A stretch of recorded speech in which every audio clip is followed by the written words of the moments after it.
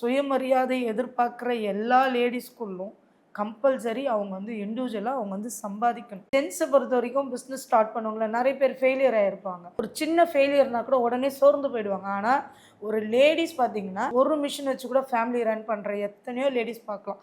வளர்றதுக்கு தண்ணி ஊற்றுறவங்க யாருமே இருக்க மாட்டாங்க. ஆனால் வளரவே கூடாதுன்னு சம்மந்தமே இல்லாதவங்க கூட அப்படி தட்டி விட்டு போயிடுவாங்க, கிள்ளிட்டு போயிடுவாங்க. அந்த கடல் அலையில் நாங்களும் போயிட்டு வரோன்ற மாதிரி படகு மாதிரி நாங்களும் போயிட்டு வரோம். கப்பல்கள் மோதி அடிக்கிற அதிலேயே தாக்கு பிடிக்கிற மாதிரி எங்களுடைய ஃபீல்ட். நபில் நியூஸ் நேயர்களுக்கு வணக்கம். இன்னைக்கு நம்ம கூட இருக்கவங்க ரூபி. அதாவது மாசம் ஆயிரக்கணக்கான கார்மெண்ட்ஸ்லாம் தயாரிச்சுட்டு இருக்காங்க. ஸோ இவங்களோட ஜேர்னியை பத்தி நிறைய விஷயங்கள் கேட்டு தெரிஞ்சுக்கலாம். வணக்கம், எப்படி இருக்கீங்க? வணக்கம், நல்லா இருக்கேன். சூப்பர். அதாவது எனக்கு ஒரு விஷயம் புதுசாக இருந்தது, இந்த மாதிரி ஒரு பிஸ்னஸ் இருக்கா அப்படின்னு சொல்லிட்டு. இப்போ வந்து டெக்ஸ்டைல்ஸ்லேருந்து இல்லை பல பிராண்ட்ஸ்லேருந்து உங்ககிட்ட அப்ரோச் பண்ணுவாங்க. நீங்கள் ஒரே மாதிரியான கார்மெண்ட்ஸ் எல்லாம் அவங்களுக்கு தயாரித்து கொடுப்பீங்க இல்லையா? ஆமாம். ஓகே, எப்படி இந்த பிஸ்னஸ் நீங்கள் ஆரம்பிச்சிங்க? இது வந்து டெய்லரிங் சம்மந்தப்பட்ட பிஸ்னஸ் தாங்க. இது வந்து ரெடிமேட் ஷோரூம்களுக்கு நாங்கள் சப்போர்ட் பண்ணி கொடுத்துட்டுருக்கோம், ரெடி பண்ணி கொடுத்துட்டுருக்குறோம். மென்ஸ் ஆர் உமன்ஸ் எல்லாருக்கும் எந்த வயதினருக்கான விஷயங்களாக இருந்தாலும் நாங்கள் அதை ரெடி பண்ணி கொடுக்குறோங்க. பெரிய பெரிய ஷோரூம்களுக்கு பார்த்திங்கன்னா எங்களுக்கோ ஸ்டிச் பண்ணி தான் பண்ணுவாங்க. அவங்க ஓன் பிராண்ட் வச்சுருப்பாங்க. ஸோ நாங்கள் எங்ககிட்ட கொடுக்குறவங்களுக்கு அவங்க பிராண்டில் கேட்டாலும் சரி, எங்கள் பிராண்டில் கேட்டாலும் சரி நாங்கள் பண்ணி கொடுத்துருக்கோம். ஏன் சென்னை சில்க்ஸ்க்கே நாங்கள் ஒரு 2 இயர்ஸ் பேக் வந்து எங்கள் பிராண்டில் நாங்கள் பண்ணி கொடுத்துருக்கோம். எங்கள் பிராண்ட் வந்து விங்ஸ் அப்படின்ற ஒரு பிராண்டில் ஒரு 12,000 பீஸ்க்கு மேலே நாங்கள் பண்ணி கொடுத்துருக்குறோம். ரெடிமேட் ஷர்ட் பண்ணி கொடுத்துருக்குறோம். ஓகே, எப்போ இந்த பிஸ்னஸ் ஆரம்பிச்சிங்க? ஏன்னா அதுதான் தெரிஞ்சுக்கணும். ஏன்னா இந்த ஐடியா எப்படி வந்தது உங்களுக்கு? 2020 பண்ண பிஸ்னஸ் தாங்க. எல்லாருக்கும் அது லாக்டவுன்ல தான் வந்து பிஸ்னஸ் ஐடியாஸ் நிறைய உதிச்சிருக்குன்றது எனக்கு இங்கே தான் தெரிய வருது. அதான் அந்த மாதிரி இது பண்ணும்போது இப்போ இந்த 6-7 இயர்ஸாக நாங்கள் அதை பண்ணிட்டு இருக்கிறோம். இதுவரையிலும் சக்ஸஸாக தான் பண்ணிட்டு இருக்கிறோம். எங்களுக்கு ஆர்டர் கொடுத்த ஒரு பெரிய நிறுவனங்களுக்கும் சின்ன நிறுவனம் அப்படிலாம் நாங்கள் பார்க்குறது இல்லை. எங்களுக்கு யார் ஆர்டர் கொடுத்தாலும் அவங்களுக்கு திருப்திகரமாக நாங்கள் பண்ணி கொடுக்குறது தான் எங்கள் சர்வீஸாக பண்ணிட்டு இருக்கிறோம். அதிகபட்சம் லேடிஸ்க்கான ஒரு சான்சஸை நாங்கள் இதில் உருவாக்கி கொடுத்துட்டுருக்குறோம். ஏன்னா நாங்கள் கடந்து வந்த பாதைகளும் நிறைய கடினமான ஒரு சூழ்நிலைகள் தான் நாங்கள் கடந்து வந்திருக்கிறோம். அப்போ மற்றவங்களுக்கும் நம்ம அதை வந்து உதவியாக இருக்கணுன்ற ஒரு கான்செப்ட்லேயே நாங்கள் இதை பண்ணிட்டு இருக்கிறோம். லேடிஸ்னாவே இவ்வளோதான், இதுக்கப்புறம் வந்து நமக்கு முடிஞ்சிடுச்சு அப்படின்ற ஒரு இது இல்லாமல் நம்ம ஒரு தொழில் செய்யும்போது நம்ம நம்மளுடைய ஃப்யூச்சர் நாளைக்கு என்ன ஆக போகிறோன்றது நம்ம இன்றைக்கி என்ன செய்கிறோன்றதை பொறுத்து தான். ஒரு எக்ஸாம்பிளாக சொல்ல போனால், இன்றைக்கி நான் நெல் விதைச்சேன்னா நாளைக்கு நான் அறுவடை பண்ணுவேன். இன்றைக்கி நான் கோதுமை விதைச்சேன்னா நான் அதுக்கான அறுவடை பண்ணுவேன். ஸோ நான் இன்றைக்கி என்ன எஃபெக்ட் போடுறேனோ அதுக்கான எஃபெக்ட் வந்து எனக்கு கண்டிப்பாக கிடைக்கும். அதில் வந்து அது போல தான் ஒருத்தரும் எடுத்துக்கணும் நானும் யோசிக்கிறேன். Okay, nice. அதாவது 2020க்கு முன்னாடி என்ன பண்ணிட்டு இருந்தீங்க? எங்களுடைய ஹஸ்பண்ட் வந்து சிக்காக இருந்தாங்க. ஒரு 11 இயர்ஸ் வந்து 2 கிட்னி ஃபெயிலியர் ஆகி டயாலிசிஸ் பண்ணிட்டு இருந்த சுச்சுவேஷனு. எந்த ஜாபுக்குமே போக முடியாதுன்ற ஒரு சூழ்நிலையில். ஸோ அவங்க 2019 அதை அவங்க தவறிட்டாங்க. ஸோ அந்த நேரங்களில் யாருடைய சப்போர்ட்டுக்கெலாம் எங்களுக்கு யாருமே பண்ணலை. ஸோ எங்கள் சொந்த பந்தங்கள் எங்களுடைய எல்லாருமே வந்து எங்களை, அதாவது அவங்க மேலே அதை சார்ந்துருமோ அப்படின்ற மாதிரி பயத்தில் அப்படியே விலகி ஓடணுங்க தான். ஸோ இன்றைக்கி நாங்கள் யாருக்கிட்டையுமே போய் டிபெண்ட்டாக நாங்கள் நிற்கலை. ஸோ முடிஞ்ச பிறகு நாங்கள் என்னுடைய இதுவில் வந்து ரெண்டுமே எனக்கும் பொம்பளை பிள்ளைங்க. ஸோ அவங்களுக்கு சொல்கிறதும் வந்து என்னென்னா, யாரையும் சார்ந்து போய் நம்ம நிற்க வேண்டிய சூழ்நிலைகள். ஒன்று படிப்பு, இன்னொன்று கைத்தொழில். இது ரெண்டுமே வந்து நமக்கு வந்து காப்பாற்றிடுன்ற ஒரு ஃபினான்ஷியலாக இண்டிபெண்டண்ட்டாக எல்லா இண்டிவிஜுவலுமே இருக்கணும். ஆமாம், உண்மையாகவே ஒரு லேடிஸ்க்கான ஒரு விஷயம்னு நம்ம யோசித்தோம்னா, சுயமரியாதை எதிர்பார்க்குற எல்லா லேடிஸ்குள்ளும் கம்பல்சரி அவங்க வந்து இண்டிவிஜுவலாக அவங்க வந்து சம்பாதிக்கணும். நிச்சயமாக அந்த சம்பாதிக்கணுன்ற எண்ணம் வந்துருச்சுனாவே அவங்க மற்றவங்கக்கிட்ட எதிர்பார்க்குறதுக்கு முன்னாடி மற்றவங்க அந்த சுயமரியாதையை கொடுப்பாங்க. பட் இது இன்னொருத்தவங்க கிட்டே எதிர்பார்க்குறோம்னா, நம்ம மற்றவங்கக்கிட்ட மற்ற எந்த உதவிகளும் நம்ம கேட்காத இடத்துல நம்ம இருக்கணும்னா நம்ம சுயமாக சம்பாதிக்கணும். அது எனக்கு ரொம்ப பேசிக் வந்து நம்ம சுயமாக சம்பாதிக்கணும். அது 100 ரூபானாலும் சரி, 1000 ரூபானாலும் சரி, நம்ம எவ்வளோ எஃபெக்ட் போடுறோமோ அதை பொறுத்து நம்ம சம்பாதிச்சுக்கலாம்.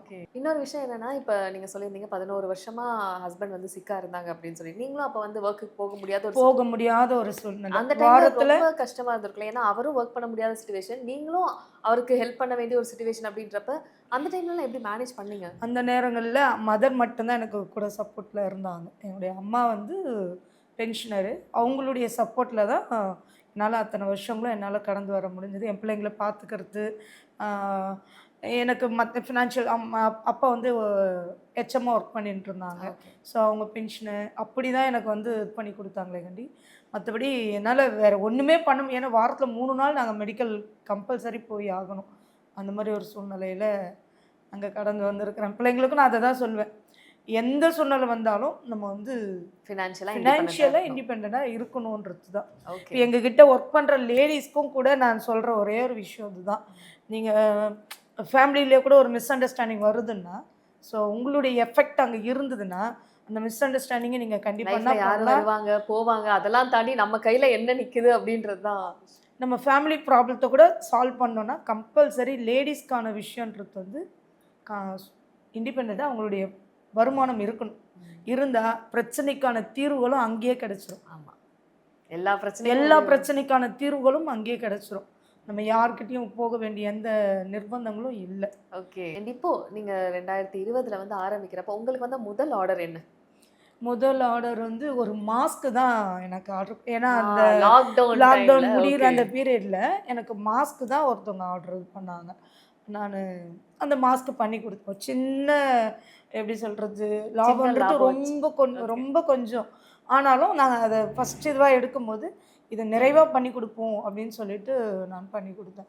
அதுக்கப்புறம் என்னுடைய ஓன் இதுலேயே நாங்கள் ஒரு 3000-3500 பீஸ்க்கு மேலே நாங்கள் மாஸ்க்கு ரெடி பண்ணி கொடுத்தேன். நான் அதிகபட்சம் இந்த மாதம் நாங்கள் பயங்கரமாக நிறைய மேனுஃபேக்சர் பண்ணால் என்ன பொருள் அண்ட் எவ்வளோ? அது ஷர்ட் அந்த சென்னை சில்க்கு பண்ணி கொடுத்தோம் இல்லைங்களா, அதுதான் அதிகபட்சமான 12,000 பீஸ்ன்றது நாங்கள் பண்ணி கொடுத்தோம். எங்களால் முடியாமல் இன்னொரு இடங்களையும் கொடுத்து ஜாப் ஒர்க் பண்ணி கொடுத்து நாங்கள் 2 கம்பெனிக்கு ஆர்டர் கொடுக்குற அளவுக்கு எங்களுக்கு அது வந்து ரொம்ப சப்போர்ட்டிவாக இருந்தது. ஸ்வீட். ஓகே. இப்போ நிறைய விஷயங்கள் நீங்கள் பண்ணிகிட்டே இருக்கப்ப நிறைய சவால்களும் வரும் இல்லையா? இந்த கஷ்டத்தை கூட நான் சமாளிச்சிட்டேன் அப்படின்னா என்ன அவ்வளோ பெரிய ஒரு பாதிப்பு? ஃபினான்ஷியல் கஷ்டம் தான் எப்போவுமே வந்து பிஸ்னஸை பொறுத்த வரைக்கும் பேக் போனாக இருக்க வேண்டிய விஷயம் என்னென்னா காசு. பணம் இருந்தால் பிஸ்னஸை பொறுத்த வரைக்கும் அடுத்த கட்டத்துக்குள்ளே நம்ம ஓடிக்கிட்டே இருக்கலாம். என்ன எதையுமே யோசிக்க வேண்டிய கட்டாயத்தில் நம்ம இருக்க மாட்டோம். ஸோ ஏன்னா நம்முடைய முயற்சி எல்லாமே நம்ம எல்லா எஃபெக்ட்டுமே போடுவோம். ஒரு பெரிய ஆர்டர் வருதுன்னா நம்ம அந்த ஆர்டருக்கு முன்னாடி நம்மளை ரெடி பண்ணிப்போம். ஃபினான்ஷியல் மட்டும்தான் நம்ம வந்து மற்றவங்கள இது பண்ணுவோம். ஸோ அந்த ஃபினான்ஷியல் வந்து பேக் போனாக நமக்கு சப்போர்ட்டிவ்க்கு ஆள் இருந்ததுன்னா கம்பல்சரி பிஸ்னஸில் நீங்கள் பார்த்தீங்கன்னா லேடிஸ் ஜென்ஸை பொறுத்த வரைக்கும் பிஸ்னஸ் ஸ்டார்ட் பண்ணுவாங்கள நிறைய பேர் ஃபெயிலியர் ஆகிருப்பாங்க. அவங்கக்கிட்ட ஃபினான்ஷியல் இருக்கும், பட் அந்த முழு 100%க்கான எஃபெக்ட் போட மாட்டாங்க. ஒரு சின்ன ஃபெயிலியர்னால் கூட உடனே சோர்ந்து போயிடுவாங்க. ஆனால் ஒரு லேடிஸ் பார்த்திங்கன்னா எத்தனையோ பேர் 2 மிஷின் ஒரு மிஷின் வச்சு கூட ஃபேமிலி ரன் பண்ணுற எத்தனையோ லேடிஸ் பார்க்கலாம். காரணம் அவங்களுடைய விடாமுயற்சி. அவங்களுடைய எப்போவுமே ஏதாவது 100 ரூபானாலும் இன்றைக்கி நம்ம இதை செஞ்சால் தான் நமக்கு அப்படின்ற இடத்துக்கு போயிடுவாங்க. பட் அது அந்த டெவலப்பிங் பண்ணணும், பிஸ்னஸாக பண்ணணும், 10 பேருக்கு 20 பேருக்கு 100 பேருக்கு வேலை கொடுக்கணுன்ற இடத்துல ஃபினான்ஷியல் சப்போர்ட் வந்து மஸ்ட்டு. அது வந்து அது இருந்தால் பிஸ்னஸ் டெவலப்பிங். இப்போ எனக்கு அந்த ஆர்டர் நான் இன்னும் அதிகமாக கண்டினியூ பண்ணிக்கிட்டே இருந்தேன்னா எனக்கு நான் ஒரு 100 பேருக்கு வேலை கொடுத்துருப்பேன். ஸோ எனக்கு அதை பண்ண முடியாத ஒரு சூழ்நிலை வரும்போது தான் நம்ம அதை இன்னும் இந்த ஸ்டேஜில் இருக்கிறோம். இன்னமும் நம்ம அதை விடாமல் நான் பண்ணிட்டு தான் இருக்கிறேன். பட் இன்னும் டெவலப் ஆகியிருக்கலான்ற. ஓகே. ஆனால் இப்போ இன்னுமே அந்த ஒரு ரெக்ரெட் இருக்கா? நம்ம வந்து ஓகே நிறைய ஆர்டர்ஸ் எடுத்து இன்னும் வந்து ஆட்கள் நிறைய பேருக்கு சம்பளத்துக்கு வச்சுருந்தா இன்னும் நிறைய பண்ணியிருக்கலாம். அதுதான் சொல்கிறேன். இப்போது நாங்கள் இருக்கிறது வந்து திருவள்ளூர் தான். ஸோ நம்மளை விட கஷ்டப்படுற எத்தனையோ லேடிஸ் இருக்காங்க. இது நம்ம கொடுக்குற சேலரி வச்சு தான் ஃபேமிலி ரன் பண்ணக்கூடியவங்க. பிள்ளைங்களை படிக்க வைக்கிறாங்க, வீட்டு வாடகை கட்டுறாங்க, நிறைய காரியங்கள் பண்ணுறாங்க. ஸோ இப்போ அப்படியேப்பட்டவங்களுக்குலாம் வந்து என்கிட்ட ஒர்க் பண்ணுறவங்க எல்லாமே சொல்லுவாங்க, மேடம் வந்து எவ்வளோ கஷ்டம் வந்தாலும் அதை சமாளித்து கொண்டு வந்துடுவாங்க, அதை வந்து வெளியே வந்துடுவாங்க. அந்த பிரச்சனை எத்தனையோ ப்ராப்ளம் வரும். ஸோ நம்மளை வளர்றதுக்கு தண்ணி ஊற்றுறவங்க யாருமே இருக்க மாட்டாங்க. ஆனால் வளரவே கூடாதுன்னு சம்மந்தமே இல்லாதவங்க கூட அப்படி தட்டி விட்டு போயிடுவாங்க, கிள்ளிட்டு போயிடுவாங்க. அந்த மாதிரி நிறைய என்ன நடந்தது? அந்த மாதிரி நடந்ததுன்னா அது நிறைய காரியங்கள். சில பேர் வந்து அதுலேயே முடங்கி சரி ஓகே இது நமக்கு சரி வராது போல அப்படின்னு விட்டுட்டு போறவங்களா இருக்காங்க. அதுலேருந்து நம்ம சமாளிச்சு வரதா பெரிய கஷ்டம். அதுதான் இப்போ என்னென்னா ஆர்டர் இங்கே கிடைக்கும். இப்போ நம்ம வந்து சென்னை சில்க்ஸ் ஆர்டர் கிடைக்கிறோம்னா இப்போது என்னை விட ஜாம்பவான்கள்லாம் நிறைய பேர் இருப்பாங்க. ஸோ ஜாம்பவான்கள்னால் அதாவது சொல்கிறேன் பெரிய யூனிட் வச்சுருப்பாங்க. அவங்கக்கிட்ட எல்லா எக்யூப்மெண்ட்ஸும் இருக்கும், எல்லா மிஷின்ஸும் இருக்கும். இப்போ என்கிட்ட கொஞ்சம் தான் இருக்கும். ஆனாலும் அவங்க போய் அதை அப்ரோச் பண்ணும்போது அவங்களுக்கு கிடைக்காத அந்த ஆர்டரு நான் போய் கேட்கும்போது நான் டைரெக்டாக போனேன். இந்த இன்டர்வியூக்கு எப்படி வந்தனோ அந்த மாதிரி தான் டேரெக்டாக போனேன். என் விசிட்டிங் கார்டை கொடுத்துட்டு ஒரு சாருடைய நம்பர் வாங்கிட்டு வந்துட்டேன். ஸோ அவரும் அதை கூப்பிடுவாங்க. ஏன்னா சென்னை சில்க்ஸ்ன்றது கடல் மாதிரி, எத்தனையோ பிரான்ச் இருக்கு, ஒரு இதுவே கடல் மாதிரி. அதெல்லாம் கூப்பிட போகிறதுக்கு சரி நம்ம ட்ரை பண்ணுவோம், கொடுக்காம இருக்கணும், கொடுத்து பார்ப்போமே. அதுதான் கார்டு கொடுத்துட்டு வந்துட்டேன். ஒரு நாள் கால் பண்ணி நானே, ஆனால் அப்பப்போ அவருடைய ஸ்டேட்டஸ் பார்த்துட்டு சொல்லுவேன், சார் நாங்களாம் கஷ்டப்படுறவங்க, எங்களுக்குலாம் ஒரு ஆப்பர்ச்சுனிட்டி கொடுங்கன்னு. அப்போது திடீர்னு ஒரு நாள் ஃபோன் பண்ணி இன்றைக்கி ஜிஎம் ரவுண்ட்ஸ் வராங்க, நீங்கள் வர முடியுமா அப்படின்னு கேட்டாங்க. அடுத்து 10வது நிமிஷம் அங்கே இருந்தேன். அங்கே போகிற அந்த கை படபடப்பு, ஜிஎம் பேசுகிறாங்க, எப்படி இது பண்ணுவோம் அப்படின்ட்டு மெஷர்மெண்ட் டீட்டெயில்ஸ்லாம் கேட்டார். ஒரு ஃப்ளோவில் அது கரெக்டாக சொன்னமான்றது கூட தெரியாது, ஆனால் வேகமாக. ஆனால் எனக்கு வந்து எப்படி ஆகிலும் நம்ம இப்போ இது பண்ணணும் அப்படின்ற ஒரு வெறி. கடவுளுக்கு வேண்டிக்கிட்டு போயிட்டு நின்று அந்த இது வந்து கண்டிப்பாக அவங்கள கூப்பிட்றேன்னா, சரி நம்ம மன ஆறுதலுக்கு சொல்கிறாங்க போல் அப்படின்னு சொல்லிட்டு வந்துட்டேன். சென்னை ஹெட் ஆஃபீஸ்லேருந்து ஃபோன் வருது. 2 தடவை லேண்ட்லைனில் வருவேன், நான் எடுக்கல. 3வது தடவை எடுத்தால் அந்த மாதிரி சென்னை 6க்கு வந்து கால் பண்ணுறேன், நீங்கள் வந்து நேராக வந்து ஆரம்ப பார்க்கணும் அப்படின்னாங்க. ஓகே. ஆரம்பில் ரூம் போகிற வரைக்கும் சரி ட்ரை பண்ணிக்கிட்டே இருப்போம், பண்ணுவோம், மனசில் தைரியத்தை வச்சுட்டு பேசிடுவோம் அப்படின்ட்டு உள்ளே போனேன். பார்த்துட்டு உடனே என்னை கேட்டார் சில கொஸ்டின்ஸ், நான் ஆன்சர் பண்ணோன்னே சரிங்கம்மா உங்களுக்கு நான் ஆர்டர் பண்ணுறேன், நீங்கள் தைரியமாக போங்க, இந்த இது பண்ணி கொடுங்க அப்படின்னா. ஒரு சொல்லும் வரைக்கும் கூட இது கிளி பார்த்துக்கலாமா அப்படின்ற மாதிரி இருந்ததா, இது நிஜம்தானா அப்படின்னு. நம்ம சென்னை சில்க்ஸ்லாம் போய் ஆர்டர் எடுக்கிற அளவுக்கு நம்ம பரவாயில்ல அப்படின்ற மாதிரி போயிட்டு வந்தோம். நான் வந்து ஒரு 3 டேஸ்க்குள்ள ஒரு ரூம் நிறைய ஃபுல்லாக கிளாத்து. அது எப்படின்னா என்னால் திரும்பி இப்படி பார்க்குறேன், ஒரு ரூம் நிறைய இருக்குது. ஸோ அதை பார்த்துட்டு நாங்கள் அதை பண்ணி கொடுத்தோம். அது அந்த நேரத்தில் அந்த மாதிரி டைமில் என்ன பண்ணாங்கன்னா, அங்கே இருக்கிற அந்த பில்டிங் ஓனர்ஸு மேடம்க்கு பெரிய ஆர்டர் கிடச்சிச்சு அப்படி அப்படின்னு சொல்லிட்டு என்ன பண்ணாங்க, வாடகைங்க உடனே ஏற்றினாங்க. ஏன்னா இது வந்து பெரிய இதுன்றது சம்பாதிக்கிறாங்க. நைட்டு ஒர்க் 10 மணி வரைக்கும் வேலை செய்வோம், மறுபடியும் காலையில் போயிட்டு பேக்கிங் பண்ணுறதுக்காக 5 மணிக்கெலாம் போய் திறப்போம். பார்த்த உடனே வேலை நிறைய வந்துடுச்சு, ஆர்டர் வந்துடுச்சு, வாடகை உடனே ஏற்றுங்க அப்படின்னு சொல்லி ப்ரெஷர் பண்ணி வாடகை அட்வான்ஸ் அதிகமாக ஏற்ற சொல்லி அதெல்லாம் பண்ணும்போது நம்மளால் அங்கே ஸ்டாண்ட் பண்ண முடியல. ஸோ அங்கேருந்து நான் சின்ன இடத்துக்கெல்லாம் கொண்டு வந்தோம். ஒரு அது நல்லா ஃபஸ்ட்டு இருந்து நல்ல ஒரு பெரிய இடமா இருந்தது. ஆர்டர் கம்மியாக இருக்கும்போது அதை அக்செப்ட் பண்ணிக்கிட்டாங்க.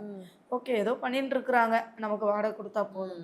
ஆர்டர் வந்த உடனே நம்மளை ப்ரெஷர் போட ஆரம்பித்தாங்க. உடனே நமக்கு ஆர்டர் வந்து நம்ம ஸ்டாண்ட் பண்ணுறதுக்கு ஒரு 1 இயர் ஆகும். நம்ம கரெக்டாக அவங்களுக்கு நம்ம செய்கிறது, அதுக்கு முன்னாடி நம்ம லேபருக்கு பேமெண்ட் தரணும், இபி பில் கட்டணும், இத்தனை விஷயங்களும் இருக்கும். பில்லு வந்தாலும் வரலனாலும் பேமெண்ட் நம்ம கொடுக்கணும். ஸோ அதெல்லாம் நம்ம இது பண்ணிக்கணும். அதை இது பண்ண உடனே இந்த இடம் பிரச்சனை வந்தது. அதில் எனக்கு ரொம்ப வருத்தத்தோடு அந்த இடத்த விட்டு வந்தேன். ஆனாலும் இது அவ்வளோதான் மூடுருவாங்க அப்படின்ற இடத்துல இது பண்ணாங்க. நான் இன்ன வரைக்கும் ஒரு நாளும் கம்பெனி மூடிட்டாங்கன்ற இடத்துக்கு நான் கொண்டு போகிறேன். ஆனால் அது வரணும்னு நினைக்கிறாங்கன்றது உங்களுக்கு புரிய வந்தது இல்லை? அது அவ்வளோதான், அவங்க மேடம் மேலே முடியல. அவங்க அது ஒரு பெரிய ஆர்டரு, இவங்கள நம்பி இவ்வளோ பெரிய ஆர்டர் எப்படி கொடுத்தாங்க, முடிப்பாங்களான்னு கேட்டாங்க. நான் 2 கம்பெனிங்களுக்கு ஜாப் ஒர்க் கொடுத்தேன் இல்லைங்களா, அவங்களாம் வந்து பெரிய ஜாம்பவாங்க. அவங்க என்ன பண்ணாங்க, இவங்க வாங்கி ஏன் நம்ம செய்யணும், ஸோ நம்ம டைரெக்டாகவே அப்ரோச் பண்ணுவோன்னு சொல்லிட்டு அவங்க டைரெக்டாகவே அங்கே அப்ரோச் பண்ணாங்க. ஆனால் அங்கே காட் கிரேஸ் என்னாச்சுன்னா, அவங்க அங்கேருந்து மேடம் தான் வந்து பார்த்தாங்க. மேடம் தான் ஆர்எம் சார் வந்து அவங்களுக்கு தான் அப்ரூவல் கொடுத்தாங்க. நீங்கள் அவங்கக்கிட்ட தான் பேசிக்கணுமே கண்டி எங்ககிட்ட டைரெக்டாக வரக்கூடாது, ஆர்டர் கொடுக்கல. ஸோ அந்த மாதிரி ஸ்ட்ரகிள்லாம் வரும்போது இப்போது நமக்கு தெரியாமையே இப்போ என்னுடைய இதுலேருந்து என் ஃபோன் நம்பரே எடுத்து ஒரு பாப்பா என்ன பண்ணிட்டா, அதான் இன்னும் 2 பேருக்கு ஆர்டர் கொடுத்தோம் இல்லைங்களா, நம்மக்கிட்ட ஒர்க் பண்ணவங்க அந்த ஃபோன் நம்பரை அவங்களுக்கு கொடுத்து பேச சொல்லி அப்படிலாம் கேட்டு பண்ணாங்க. டைரெக்டாகவும் போய் பார்த்தாங்க. ஆனாலும் நம்ம அதில் ஸ்டாண்ட் பண்ண, நமக்கு முன்னாடியே அந்த ஆர்டர் யாரும் எடுக்கலை, எனக்கு அப்புறமாவும் யாரும் அங்கே ஆர்டருக்கு பண்ண முடியும். ஓகே. ஸோ அது வந்து ஒரு ஹிஸ்ட்ரியில் ஒரு ஸ்டாண்ட் பண்ண மாதிரி, ஹிஸ்ட்ரியில் ஒரு ஸ்டாண்ட். ஓகே. ஏன்னா இன்னொரு விஷயம், இப்போ நீங்கள் போய் ஒரு ட்ரை பண்ணலான்னு கொடுத்தீங்க, அவங்களும் வந்து ஓகேன்ட்டாங்க, நீங்களும் அதை நிறைய பண்ணிகிட்டே இருக்கப்ப அங்கே வந்து ஒரு ஃபீட்பேக் வந்திருக்கும் இல்லையா? கண்டிப்பாக அவங்க வந்து ஓகே கொடுத்து பார்க்கலாம் அப்படின்ற மாதிரி கொடுத்துருப்பாங்க. ஆமாம், அவங்க சொன்ன சார் எல்லாருமே அவங்க எல்லாமே சப்போர்ட் பண்ணுது. உண்மையாகவே மேடம் நீங்கள் ஒர்க்கில் கம்ப்ளீட்டடாக சாட்டிஸ்ஃபைடாக பண்ணி கொடுத்தீங்க. எங்களுக்கு லேட்டுன்றது மட்டும்தான் எங்கள் மேலே இருந்த ஒரு கம்ப்ளைண்ட் வருது. லேட்டுன்னா அதுதான் சொல்கிறேங்களே, நம்மளால் மேன் பவர் வந்து அதிகம் போட்டு அதிகமாக அந்த நேரத்தில் என்னால் பண்ண முடியல. ஏன்னா அப்போ தான் நான் உள்ளே வரேன். எந்த பெருசாக ஒன்றுமே இல்லை, ஏதாகிலும் பண்ணிடுவோன்ற தைரியத்தை மட்டும்தான் உள்ளே கொண்டு வந்து நான் நிறுத்தினேன். உண்மையாகவே சொல்லப்போனால் ஒருத்தவங்களால நடத்த முடியலன்ற அந்த இதுவை கொண்டு என்னால் பண்ண முடியும், எனக்கு ஒரு 3 மாதம் டைம் கொடுங்கன்னு சொல்லி கேட்டு அப்படி பண்ணது தான். என்னால் இன்வெஸ்ட்மெண்ட்டு தான் பண்ண முடியாது, பட் எனக்கு அந்த நாலேஜ் இருக்குது, என்னால் பண்ண முடியும், என்னை நம்பி கொடுங்க அப்படின்னு பண்ண விஷயங்கள் தான் அது. அதை சக்ஸஸ்ஃபுல் வர ஆரம்பிச்சு நிறைய இன்னைக்கு வரைக்கும் ஆர்டர்ஸ் நிறையவே இருக்குது. எடுக்க தான் நம்மளால தான் அதை பண்ண முடியாத ஒரு சூழ்நிலைகள். ஓகே, இப்போ வந்து எத்தனை பேர் வேலை செய்கிறாங்க? ஒரு 20 பேர். நமக்கு 20 பேர். ஓகே, ஏன்னா இப்போ ஃபர்ஸ்ட் அந்த மாஸ்க் ஆர்டர்லேருந்தே வரலாம். மாஸ்க் ஆர்டர் எடுத்தீங்க, அப்புறம் வந்துட்டு சரி ஓகே நம்ம சம்பளத்துக்கு ஒரு ஆள் எடுக்கணுமா அப்படின்றது ஒரு ரொம்ப யோசிக்க வேண்டிய ஒரு விஷயமா இருக்கும். ஏன்னா அது ஒரு ரெஸ்பான்சிபிலிட்டியாக மாறிடும், மாதம் மாதம் நம்ம அதே அளவுக்கு எடுக்கணுன்றது. ஸோ அந்த முதல் ஆள் லேபர் எடுத்தது எப்படி? முதல் நாள் லேபர் பார்த்திங்கன்னா ஃபஸ்ட்டு ஒருத்தவங்க முடியலைன்னு விட்டுட்டாங்க இல்லைங்களா, அவங்ககிட்ட அப்படியே இருந்தாங்க. ஸோ அவங்க வந்து ஆர்டர்ஸு சரியாக கம்ப்ளீட் பண்ண முடியாமல் இருக்கும்போது அந்த ஸ்டாஃபுங்களை அப்படியே இருந்தாங்க. நாங்கள் சப்போர்ட் பண்ணுறோம் உங்களுக்கு, எங்களுக்கு வந்து ஸ்டாண்ட் பண்ணி கரெக்டாக ஆர்டர் கொடுத்து எங்களுக்கு சேலரிங்க கரெக்டாக கொடுத்தீங்கன்னா. அதே போல் அந்த ஃபீல்டில் நான் டெக்ஸ்டைல் லைனில் கொஞ்சம் இருந்தேன் நான். ஸோ எனக்கு அந்த லைனில் இருந்ததுனால பழைய ஆட்களை நான் போய் பார்க்க சந்திக்க எனக்கு அது ரொம்ப ஹெல்ப்ஃபுல்லாக இருந்தது. இப்போ இவங்க சிக்க ஆகிறதுக்கு முன்னாடி நான் வந்து ஒரு டெக்ஸ்டைலில் ஒரு மேனேஜராக இருந்தேன். அந்த டைமில் கூட பார்த்திங்கன்னா அவங்க வந்து தமிழ்நாடு முழுக்க 9 பிரான்ச் வச்சுருந்தாங்க. 8 பேர் வந்து ஜென்ஸு, இது நான் மட்டும்தான் லேடிஸு. ஒவ்வொரு பிரான்ச்சுக்கும் டார்கெட் கொடுப்பாங்க. இந்த மந்த்து 10 லட்ச ரூபா, இந்த மந்த்து 8 லட்ச ரூபான்னு கொடுப்பாங்க. ஒரு தடவையும் டார்கெட்டில் நான் ஃபஸ்ட்டு இதுவாக அச்சீவ் பண்ணியிருக்கிறேன். ஏன்னா அது வந்து இன்னொருத்தவங்களுடைய பிஸ்னஸ்ஸு நான் பார்க்கல, எனக்கு கொடுத்துருக்குற ஒர்க்கு. ஸோ நான் அதை வந்து எனக்கு கொடுத்துருக்கிறதுல நான் ஃபஸ்ட்டு வரணும்னு யோசிப்பேன். அன்னைக்கு போட்ட எஃபெக்ட் தான் எனக்கு சொந்தமாக வரும்போது அந்த எஃபெக்டோடவே நான் செய்ய முடிஞ்சுது. ஓகே, 12 ஹவர்ஸ் ஒர்க்கு தான் அப்போது. 9 to 9 நான் 11 o'clock வரைக்கும் ஒர்க் பண்ணுவேன். மார்னிங் 7 o'clock எழுந்து ஓடுவேன். சீசன் டைம் அந்த டெக்ஸ்டைலில் பார்த்திங்கன்னா இப்போது தீபாவளி, கிறிஸ்மஸ் இந்த மாதிரி டைம்லலாம் 12 வரைக்கும் கூட ஒர்க் பண்ணியிருக்கிறோம். நைட்டெல்லாம் கூட ஒர்க் பண்ணுவோம். ஒரு ஸ்டாஃபுங்க இருப்பாங்க கூட இருந்து. அப்போ என் பிள்ளைங்க ரொம்ப இன்னும் குட்டி குட்டியாக இருப்பாங்க. ஆனாலும் அங்கேயே கூட்டின்னு வந்து உட்கார வச்சுக்கிட்டு இப்போ தூக்கம் வந்தால் தூங்கிடு, ஏன்னா எங்களை நம்பி கொடுத்துருப்பாங்க. ஸோ நம்ம அந்த எஃபெக்ட் போட்டோம்னா நமக்கான ஒரு சர்டன் பீரியட் வரும்போது நமக்கு ஒர்க் பண்ணுறவங்களும் அந்த மாதிரி இருப்பாங்க. நான் இது பண்ணுறேன். ஓகே, நம்ம எடுக்கிற எந்த வேலையாக இருந்தாலும் அதை முழு இதோடு கூட செய்யணும். அதில் நம்ம ஃபஸ்ட்டாக இருக்கணும், நம்ம யோசிக்கணும். அது இன்னொருத்தவங்க வேலையாக இருக்கட்டும். நம்ம இப்போ கூட நாங்கள் ஜாப் ஒர்க் எடுக்கிறோம்னா டைமிங் பார்த்துலாம் நான் ஒர்க் பண்ணி கொடுக்க மாட்டேன். இவ்வளோ தான் நேரம்ன்றதுலாம் கிடையாது. நைட் டைமில் உட்காந்து இப்போ அவங்க ஒர்க்கர்ஸ் முடிச்சுட்டு போயிட்டாங்கன்னா கூட நாங்கள் இருந்து அந்த வேலைகளை பார்த்து கொடுப்பேன். ஆர்டர்ஸ் வருதுன்னா இப்போது 2 நாளைக்கு முன்னாடி கூட சென்னை வந்து நாங்கள் போகும்போது மணி 11:30 ஆனாலும் எங்களுடைய ஒர்க்கை நான் கம்ப்ளீட் பண்ணி கொடுக்குறேன். Okay, super. ஓகே, நான் ஒரு விஷயம் பண்ணேன்னா அது நான் ஃபஸ்ட்டாக இருக்கணும், பெஸ்ட்டாகவும் இருக்கணும் அப்படின்றது. 10 பேரோட ஒருத்தராக இருக்கக்கூடாது, 10ல் ஃபஸ்ட்டாக இருக்கணும். ஓகே, 10 பேருக்கு நம்ம ஒருத்தராக தெரியணும். அது நம்ம எந்த வேலை செஞ்சாலும் அது கிடையாது, இப்படி தான் கிடையாது. நம்ம செய்கிற வேலையை நீட்டாக பண்ணோம்னாவே நிறைய விஷயங்கள். இப்போ அதை கொண்டு தான் பிள்ளைங்களை இவ்வளோ தூரம் நாங்கள் கொண்டு வந்திருக்கிறேன். அதுதான் யாருடைய எதுவும் நம்ம இல்லாமல் கொண்டு வந்தது. ஒரு என்ன சிங்கிள் உமனா ஏதாவது சேலஞ்சஸ் இருந்ததா? அந்த மாதிரி நிறைய விஷயங்கள் இருக்கும். நம்ம இன்னும் சொல்லப்போனால் லேடிஸை பொறுத்த வரைக்கும் நிறைய விஷயங்களை சேலஞ்சாக எடுத்தால் தான். சேலஞ்ச் இல்லாமல் இன்றைக்கி யாரும் வெளி உலகத்தில் நம்ம நடமாடவே முடியாது. நம்ம இன்னும் சொல்லப்போனால் வீட்டிலே இருந்தாலே பிரச்சனைகள் தேடி வரும். ஸோ நம்ம ஒரு பிஸ்னஸ் பண்ணுறோம், நம்ம நிறைய விஷயங்கள் பண்ணும்போது நம்மளை ஏளனமாக பார்க்குறவங்க அதிகமாக இருப்பாங்க.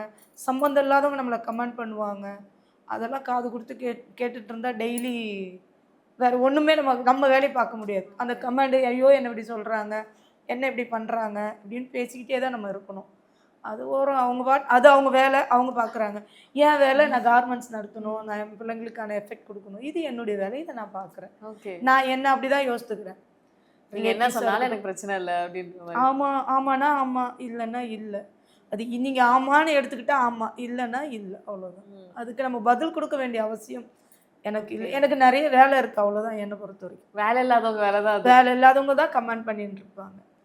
ஒரு கமெண்ட் வந்து மற்றவங்களை உற்சாகப்படுத்தக்கூடிய ஒரு விஷயமா இருக்கணும். கண்டி மற்றவங்களை டிஸ்கரேஜ் பண்ணி இப்போ அவங்க சொல்கிறதுனால நான் 2 நாள் உட்காந்து அழுந்து என் வேலையை பார்க்கலன்னா யாருக்கு நஷ்டம்? முதல்ல எடுத்தோன்னே அந்த வார்த்தைகளுக்கு ஹர்ட் ஆயிருவாங்க. சரி போக போக ஓகே இதனால நமக்கு எந்த பயனும் இல்ல அப்படின்ற மாரி அத விட ஆரம்பிச்சுருவாங்க. பட் ஸ்டார்ட்டிங்ல இருந்தே உங்களுக்கு அது தெளிவு இருந்தது. எனக்கு ஸ்டார்டிங்லேருந்தே வீட்டில் வந்து அக்கா, எனக்கு 2 அக்கா 2 அண்ணா. நான் மட்டும்தான் அப்பாவுக்கு ரொம்ப பெட்டு. வெளி உலகத்தில் அவங்களாம் வெளியே போய் ஒர்க் பண்ணல. பட் நான் அப்போதுலேருந்தே ஒர்க் பண்ணுறேன். அப்பா என்னை எல்லா இடத்துக்கும் கூப்பிட்டு போவாங்க. நல்லா படிப்பேன், கொஞ்சம் சுட்டியாக எல்லா வேலையும் இது பண்ணுவேன் அப்படின்னு சொல்லிட்டு துருத்துன்னு இது பண்ணுவேன்ட்டு. எனக்கு மேரேஜ் லைஃப்லையும் அதுக்கப்புறம் வந்து ஒர்க் பண்ணுற மாதிரி தான் கிடைச்சதுனால, ஸோ நான் அந்த ஸ்டேஜ்லேயே என்ன நான் இது பண்ணிக்கினேன். நிறைய பேர் சொல்லிக்கிட்டே தான் இருப்பாங்க, இது மைனஸு, இப்படி சொல்கிறாங்க அப்படி சொல்கிறாங்க. அதெல்லாம் சொல்லிக்கிட்டே இருந்தால் நம்ம அந்த ஸ்டெப்புக்குள்ளே ஏன்னா கடந்து நான் பசியாக உட்காந்துருக்கும் போது எனக்கு யாருமே இது பண்ணல. அந்த பேசின வாய் சாப்பாடு யாருமே கொடுக்கலையே. வெளியிருந்து சொல்கிறாங்க, எனக்கு பசிக்குது, என் பிள்ளைக்கு பசிக்குது, என் குடும்ப சூழ்நிலை. அன்றைக்கி நான் போனால் மட்டும், நான் ஒர்க் பண்ணால் மட்டும்தான் எனக்கு என் பிள்ளைங்களுடைய பசியோ என்னுடைய இதுவோ நான் இது பண்ண முடியும். அப்படி இருக்கும்போது அவங்க பேச்சுக்கு நான் ஏன் வெயிட் கொடுப்பேன்? சொல்கிறவங்க யாருமே நமக்கு வந்து சாப்பாடு போகிறதில்ல, நமக்கு துணி வாங்கி கொடுக்க போகிறதில்ல, எதுவுமே செய்ய போகிறதில்ல. சொல்கிறதுக்காக நம்ம வந்து நம்மளை இது பண்ணிக்க முடியுமா? அவங்க சொல்கிறாங்க நம்மளை செதுக்கிக்க முடியுமா? சொல்கிறவங்க சொல்லிட்டு. ஓகே, இப்போ பிஸ்னஸ்ன்னு எடுத்துக்கிட்டா நீங்கள் சந்தித்த மிகப்பெரிய லாஸ் எது? லாஸ்ன்னு பார்த்தீங்கன்னா பெரிய அளவில் இல்லை, நான் விடலை அந்த ஸ்டேஜுக்கு. நான் என்னை பொறுத்த வரைக்கும் நான் சோர்ந்து உட்கார்ற அன்றைக்கி தான் அது லாஸ். பிஸ்னஸை பொறுத்த வரைக்கும் லாஸ்ன்றது emotional loss is a loss.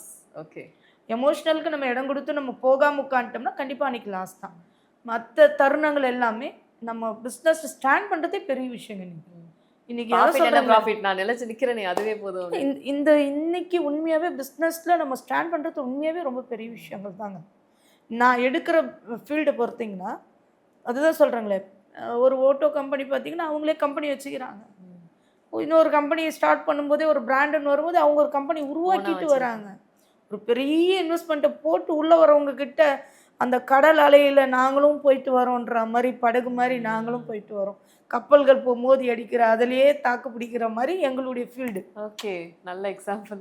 இப்போ அது கடல் தான். கடலில் வந்து கப்பல் முழுக இது பண்ணுறதே பெரிய விஷயம். பட் நாங்களாம் படகு அந்த கைத்து இது வச்சு தள்ளுற மாதிரி படகு நாங்கள்.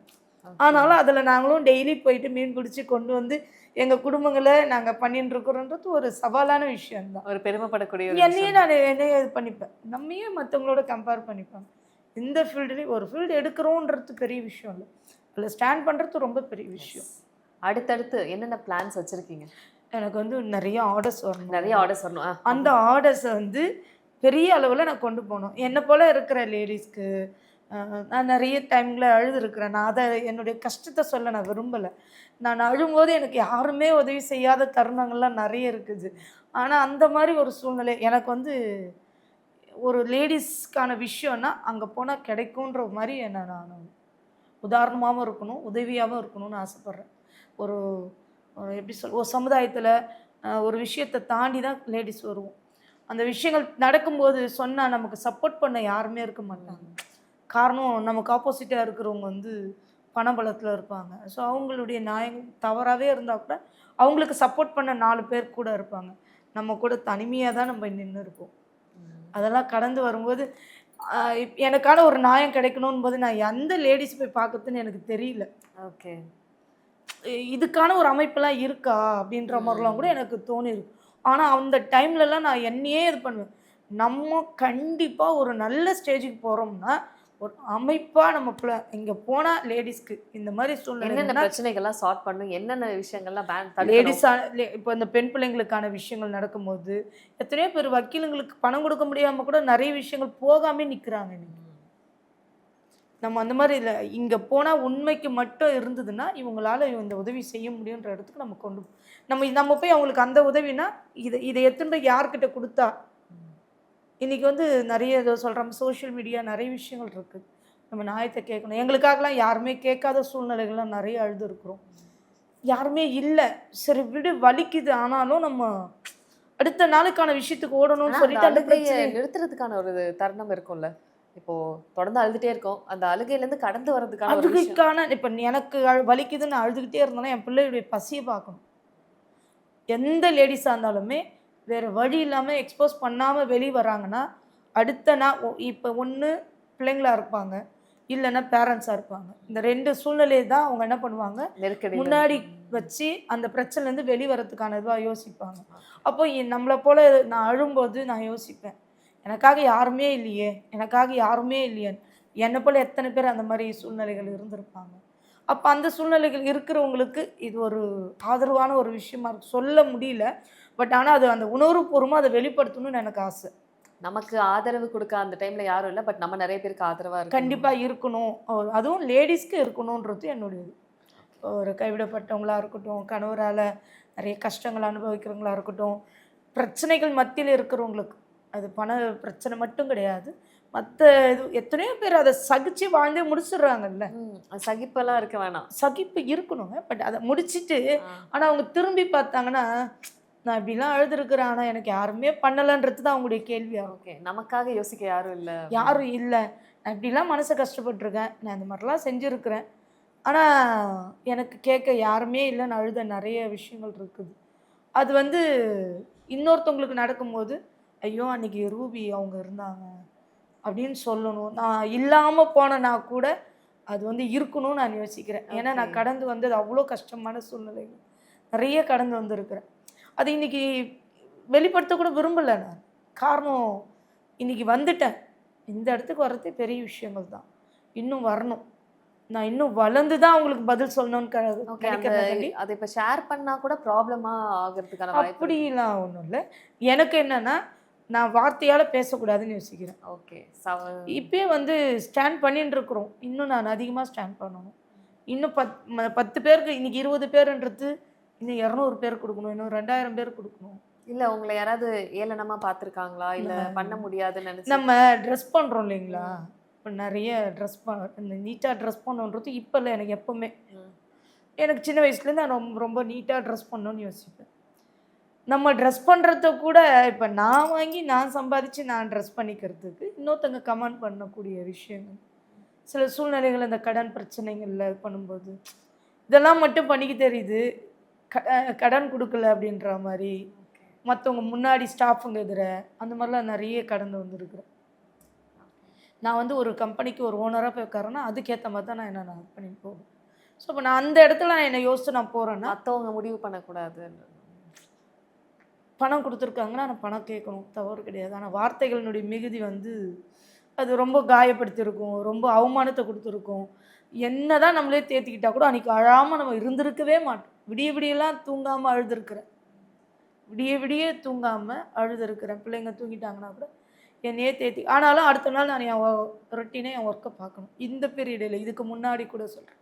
ஸோ அப்போ அந்த டைம்லலாம் எனக்கு அப்படியே தோணும், ஐயோ எனக்கு யாருமே இல்லையே. அப்போ சாமிக்கிட்ட ரொம்ப ஃபீல் பண்ணி அழுவேன், சாமி எனக்காக யாருமே இல்லை பாருங்கள், இந்த மாதிரிலாம் ரொம்ப கஷ்டம், இந்த சூழ்நிலாம் கிடக்கு, ஒருவேளை நான் தாங்குறேன்றதுக்காக எனக்கே கொடுக்குறீங்களான்னு கூட நினச்சி எழுதுருக்கு. இப்போ இன்றைக்கி நம்ம சொல்கிறோம் இல்லைங்களா, இந்த மாதிரி ஒரு வருத்தமான சூழ்நிலாம் ஒருத்தவங்க கடந்து வரும்போது, அதான் சொல்கிறேன், லேடிஸை பத்திரம் வீட்டில் உட்கார வேண்டியதானே. இன்றைக்கி கூட இவ்வளோ வளர்ந்த சமுதாயத்தில் நிறைய சொல்கிறாங்க, இப்படி இருக்குது அப்படி இருக்குன்னு. ஆனால் கூட வேலையை பார்த்துட்டு அந்த அம்மா உட்கார வேண்டியது தானே, தேவையில்லாது எதுக்கு இது அப்படின்னா. அதனால் என் பிள்ளைங்களை படிக்கணுன்ற ஒரு இதுவை கொடுத்துட்டேன். இவ்வளோ இப்போ சென்னை சென்னை அமிர்தாவில் சின்னவ வந்து ஏவியேஷன் படிக்கும். Okay, nice. இன்னும் 1 இயர் முடிச்சிட்டான்னா, நாங்கள் ஃபஸ்ட்டு பேட்ச் எங்கள் பாப்பா இங்கே அந்த ஏவியேஷன் ஓப்பன் பண்ணும்போது. Okay okay. ரொம்ப இது வந்து சேர்க்குறியே, உன்னால் இந்த பிள்ளைக்கு படிக்க வைக்க முடியுமான்னு கேட்டாங்க. இந்த பிள்ளைக்கு இதை படிக்க வைக்க உன்னால் முடியுமான்னு கேட்டாங்க. ஆனால் 2 வருஷம் முடிச்சிட்டோம், இன்னும் 1 வருஷம். ஓகே, கண்டிப்பாக இன்னும் அதையும் சூப்பராக பண்ணிடுவீங்க. நீங்கள் சொன்ன மாதிரி நிறைய பேருக்கு நீங்கள் ஆறுதலாக இருப்பீங்கன்றதுல ஒரு சந்தேகமும் இல்லை. ஏன்னா ஓகே, எனக்கு அந்த டைமில் யாரும் இல்லை, நான் நிறைய பேருக்கு சப்போர்ட்டிவாக இருக்கணுன்றதே ஒரு பெரிய ஒரு ரொம்ப நல்ல விஷயமா பார்க்கப்படுது. அண்ட் இதே மாதிரி இன்னும் நீங்கள் நிறைய ஆர்டர்லாம் எடுத்துகிட்டே இருக்கணும், நிறைய பிராண்ட்ஸ் உங்களை வந்து அப்ரோச் பண்ணணும், நீங்கள் உங்கள் பிராண்டே எடுத்து வெளியே கொண்டு வரணும். All the best. Thank you so much for your time. எல்லாருக்கும் நான் சொல்கிற ஒரே ஒரு விஷயம், பெரிய கம்பெனிங்களில் தான் பெரிய எல்லா விஷயமும் பண்ணுறாங்கன்றது இல்லை.